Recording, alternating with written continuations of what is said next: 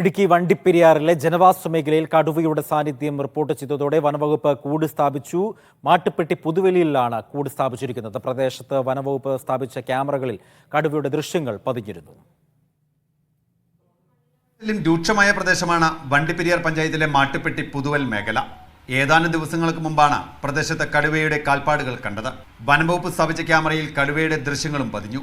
പിന്നാലെയാണ് പ്രദേശത്ത് കൂട് സ്ഥാപിച്ചത്. ക്യാമറയിൽ കടുവയുടെ പടങ്ങൾ പതിയുകയും ചെയ്തിരുന്നു. ഈ വിവരം നമ്മൾ മേലധികാരത്തെ അറിയിച്ച് അവിടുന്ന് കൂട് വയ്ക്കാനുള്ള അനുമതി ബഹുമാനപ്പെട്ട ചീഫ് വൈൽഡ് ലൈഫ് വാർഡൻ ഇന്നലെ തരികയും ഇന്നിപ്പോൾ ഞങ്ങളിവിടെ കൂട് സ്ഥാപിക്കുകയും ചെയ്തിട്ടുണ്ട്. കഴിഞ്ഞ ഒരു മാസത്തിനിടെ നിരവധി വളർത്തുമൃഗങ്ങളാണ് വന്യമൃഗങ്ങളുടെ ആക്രമണത്തിനിരയായത്. കടുവയ്ക്ക് പുറമെ പ്രദേശത്ത് കരടിയുടെയും പുലിയുടെയും സാന്നിധ്യമുണ്ടെന്നും നാട്ടുകാർ പറയുന്നു.